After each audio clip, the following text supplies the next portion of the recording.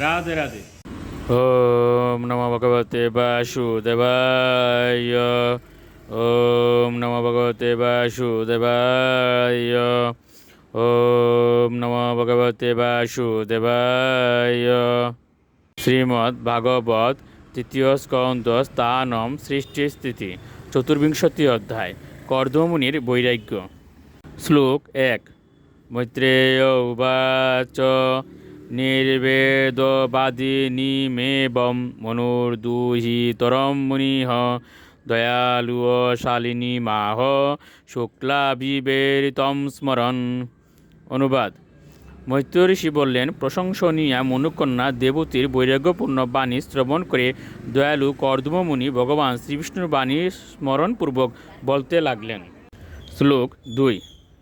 ঋষিরুবাচ মা কিদো রাজপুত্রী ইতুম আত্মানম প্রতি অনিন্দিতে ভগবানস্তে অক্ষর গর্ভমধুরাৎ সম্প্রপৎসতে। অনুবাদ। ঋষি বললেন, এ প্রশংসনীয়া রাজকন্যা, তুমি নিরাশ হইও না। অচ্যুত পরমেশ্বর ভগবান অচিরেই তোমার পুত্ররূপে তোমার গর্ভে প্রবেশ করবেন। শ্লোক ৩।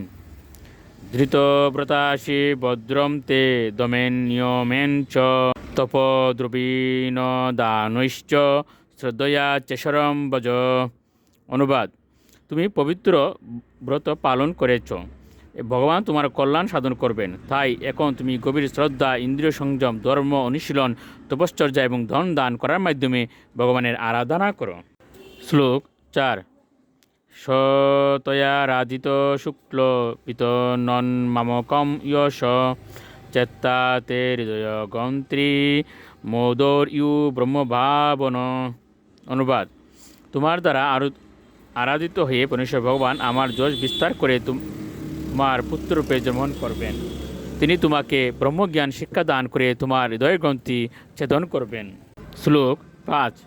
মৈত্রেয় উবাচ দেবতী অপি সন্দেশম গৌরবেন প্রজাপতেহ সমক শ্রদ্ধায় পুরুষম গুরুস্তম অবজদ্গুরুম।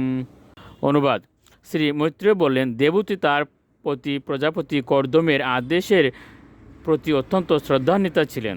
হে মহর্ষি, এইভাবে তিনি সকলের হৃদয়ে বিরাজমান ব্রহ্মাণ্ডের প্রতি পরমেশ্বর ভগবানের আরাধনা করতে শুরু করেছিলেন। রাধে রাধে।